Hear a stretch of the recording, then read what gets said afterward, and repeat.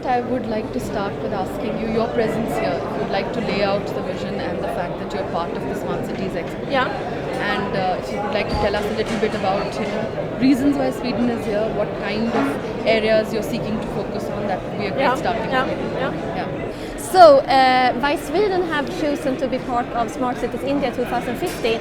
Actually, it was a very planned decision. We over Christmas we looked at what is all happening in smart cities this year, and we said that this must be one of the key events. We launched the concept of Smart City by Sweden, or SymbioCity, at Vibrant Gujarat, and then we said that it's important to be here as well. And we are actually here with the Swedish pavilion and with 15 Swedish companies. And they are both companies that are present in India already, such as Volvo, Scania, NVAC, Clean Motion. But there's also a number of innovative small and medium-sized companies that has traveled in to be part of this, to be part of the whole discussion of smart cities in India. And of course, I mean, the reason why, of course, is that we do think that we have a lot of offer. We have a long cooperation between India and Sweden in the area of sustainable urban development, and we have a number of good things to offer the Indian market when it comes to the different silos in society, when it comes to waste, energy, water, transport, connectivity. So they fitted very well this activity with other things. No. So I think one other thing would be that in the last few weeks we've been talking a lot in India about, and I think it's a good thing that people are starting to talk about it, this whole issue of harnessing the potential of all the waste that India generates to convert it into energy. And recently also the subgroup of chief ministers on Swachh Bharat has said that this is going to be one of the focus areas. And I know that's something that perhaps you'd like to talk a little bit more about what Sweden has to offer in that, the waste to energy. Maybe I could just throw out some kind of thrilling facts about waste in Sweden, where we actually regard waste as a natural resource. So 33% of all the waste in Sweden is recycled. So it goes back to become new products, new kind of paper, new glasses or new plastics. And the rest is burned. It goes into incineration, generating heat or cooling or electricity. And finally, less than 1% goes to landfill. And that 1%, and it's 0.7% actually, it's non-poisonous waste. So I think that, and that is something we in Sweden, it has not always been like that. It's something we have achieved over a number of years when we have kind of worked in a very planned way regarding that. And that is definitely something we like to discuss with India, how we can collaborate with India to reach something similar here. During the 70s, the household waste going to landfills were maybe not as high as here in India. I think you're around 90-95% maybe, but a little bit lower. But thanks to or due to stick and carrot initiatives, activities, we've reduced it to what Anna said, then less than 1% of the household waste goes to landfill. So I think that, as I said, we have a story to tell and good companies that can provide services and solutions in this field. One excellent example is a pilot project that was launched by what we call Team Sweden. Team Sweden in India, it's Business Sweden, the Trade and Invest Council, our embassy, our general consulate, and Swedish companies in India. So we launched this biogas plant project in Nagpur, where the idea is to use the local waste that is otherwise going to landfill, use it and create biofuel that can then feed buses that run in the public transport. So it's a kind of a full chain of using waste that was otherwise not used and actually make it run the buses of the city. So we have the company Scania, a global leading bus manufacturer that has teamed up with a local Indian partner, and also some Swedish funding is involved in that. So I think this is an excellent example how to use this waste that are otherwise going to landfill. And I think, Micael, you can tell how to use it for waste for cooling or electricity. Yeah, I mean the good thing is, of course, that this is a win-win. Less waste on the landfill. It's a domestic fuel that you will have in your country, so you don't have to rely on imports. It's a renewable fuel, so it won't even emit CO2 in that sense. And as Anna said, I mean, depending on how you use it, you can either go for generating electricity or upgrade it for vehicle fuel. You can even, through some chemical processes, actually use it to cool. Instead of getting heat, you can use it for cooling. So it's a quite a win-win solution. It's the synergies that we talk about when it comes to SymbioCity or Smart City by Sweden. How to utilize those synergies in the system. Well, it's interesting. I think you mentioned something about, I hope I have the number right, 60,000 cars powered by... Yeah, more or less. It's equivalent, the number of cars equivalent in Sweden using CNG, bio-CNG, is equivalent to around 60,000 cars in Sweden on diesel or petrol. So it's quite, even though, I mean, we have to remember Sweden is quite a small country, but I think we have like 150 plus filling stations around the country. And the scope, there is still scope to improve the amount of biogas generated in Sweden. And of course here, the sky is the limit. The numbers are always staggering in India. So, yeah. I think what someone recently mentioned was that opportunity in numbers is what India also provides. One interesting thing, and I was also seeing, Micael, that you were part of the municipal administration as well in Stockholm, if I'm not mistaken. Yeah. I think that's, if you would like to maybe talk, we were talking about empowering municipal governments, empowering local government and administrations at the local level. Would you like to perhaps offer some interesting examples from Sweden where that has been a success story in making cities smarter? I would say that most of the Swedish municipalities, all the 280, have different projects to interact with citizens and citizens' involvement. It started with a long tradition. I would say, of course, local Agenda 21 activities in the 1990s, which I was part of then in Stockholm. It was, I think, quite important in that sense, developing local environmental plans. But I think there's a number of outreach activities, because awareness, as you say, is key to actually get acceptance of putting fees, for example, or things like that in order so that things can move smoother. So that in Sweden we have a tipping fees, for example, or fees for different things. And I don't think that would maybe be so easy for the politicians to adopt if you didn't have some kind of buy-in or acceptance from the citizens. And of course, with awareness, that comes, so to say. But it's interesting when you mention fees, Micael, that because you also need to find a sustainable financial model for all these investments. And then, of course, taxes is one way, fees is another way. One company we have with us here on the Swedish pavilion is the company Kale, and they provide parking meters. Parking meters that you put on the street, and you maybe, we don't talk about high amounts, but maybe you need to pay 5 rupees to park your car for an hour. But when you look on the whole city of Delhi or Mumbai or any of the other metros, that is still a lot of money coming into the municipality that can then be used to clear the roads, keep the roads clean from waste. So it's interesting to look also for technology for the sustainable financial models. No, absolutely. In fact, I was going to also come to that particular aspect. One of the things that the government is looking for in terms of making this vision of 100 smart cities a reality is the public-private partnership model.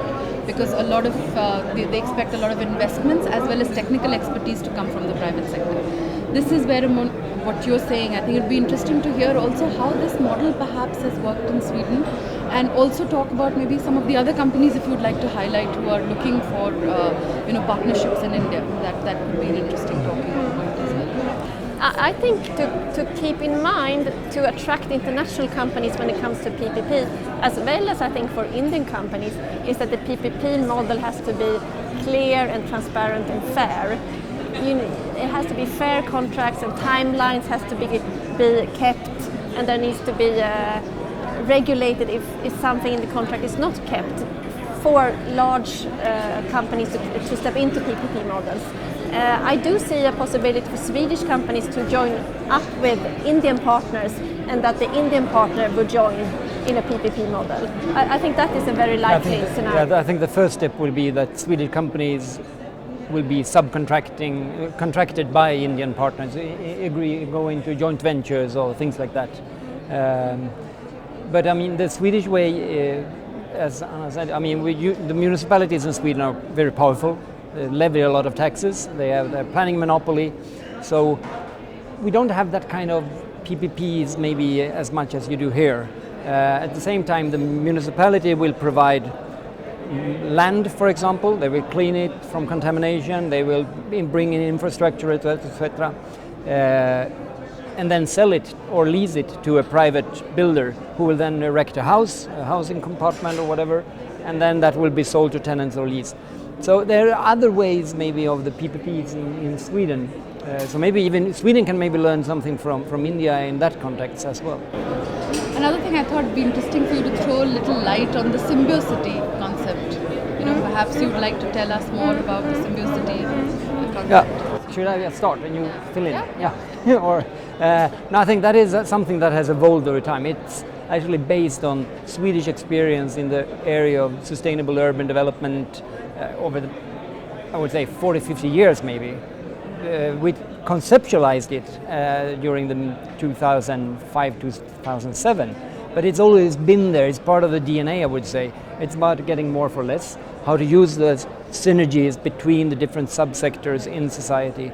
And you need to have an integrated, holistic approach and planning then. And as I mentioned, municipalities in Sweden have a planning monopoly. So they are the sole player. And municipalities also have water facilities and electricity, and they are in charge of schooling, etc. So they have quite a few pieces of the puzzle that they have on their responsibility. But I would also say that it's very applicable to the Indian scenario. We just heard this morning here that several of the speakers, such as PwC, they highlighted that to build a smart city, you need to have the how do you build that city up between private and public side. It has to be social inclusive, it has to be financial viable, and it has to be sustainable. And I think that our SymbioCity model covers all those aspects, not only the actual technical solutions to build a city. No, it's about cooperation. It's about cooperation between different stakeholders, both, as I said, the private sector, the public sector, academia, and of course the people who will use it, the citizens. And I mean, what we are actually talking about, we're talking about smart city or sustainable city. What we want is, of course, an attractive city for people to come to visit, to establish their company in, or just talk nicely about. About the companies that are here with us today, so we have one track is public transport. In Sweden, you would find the director of the municipality of Stockholm. He would ride the bus to his office. So it's not about rich people going by car and people that can't afford a car that goes with public transport. People actually use the public transport because it's more convenient and it's the quickest way to get where you want to go. So we think public transport is key. Of course, also it's related to air quality. Less cars and more buses will, in the totality, be less pollution. So with us here we have the global leaders, global bus manufacturer leaders, Volvo and Scania. Volvo, they go on the hybrid track, so they will have no pollutions by using electricity, and Scania will have less pollution by using biofuels. Still, you have the challenge for the last mile connectivity. Therefore, we have the company Clean Motion with us. Clean Motion, they provide the CB. It's a very cool electrical auto rickshaw. Energy efficiency, but also safe. So I think that is something we should highlight. I would also say NVAC with an integrated automated sorting system for waste, which is then also key to have to see what can you recycle and which waste can you use to create biofuels or go to incineration, for example. Of our smaller innovative companies. We have some in the biogas sector, FOV biogas. And What do they do? They have a special fabric where you then put in your waste and out comes biogas. So it's a very cost-efficient solution for urban or rural areas. Urban areas. I think the emphasis being on cost-effective. And you need to face that. Yeah. But it's a very innovative product based from a company with a background in textiles. So they've developed a very impressive material. So that's one. Sorry. Oh, no, sorry. What else? some other energy climate check, for example, improving compressors and all that. There's a lot of energy going to waste, and of course the negawatts are quite good if you can find. So they can fine tune a lot of equipment, for example. And what else? A Blue Air, a company that provides air cleaning for indoor air cleaning quality, but they are also concerned about also outdoor air quality. But they are able to provide probably the most pure indoor air that you can imagine. Mimer energy, renewable energy, using geothermal, for example, or solar, and so we have quite a broad variety of companies. So I think no matter what you like to this, which part of a smart city you want to discuss, please come to the Swedish Pavilion. Absolutely, great. I was also thinking anything else that you would like to highlight, perhaps, which I haven't spoken about. Anything that anything else you'd like to highlight here? Seeing is believing, so please visit any of our Swedish cities. I mean, Stockholm, Malmö, right. Gothenburg, or somewhere else. I mean, I would say that a lot of the Swedish cities are very, very sustainable. But of course, we don't see them at state of the art, and we don't brag about them that much. At least not home. We brag about them, but still, we do. There's a continuous process. We want. I mean, there's not a goal. I mean, there's a vision, and we will keep on trying to improve the cities in Sweden.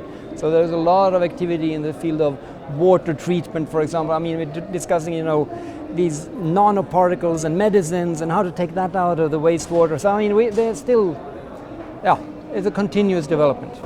Great. Thanks. See you in Sweden. Yeah. Yes, hopefully. Yeah.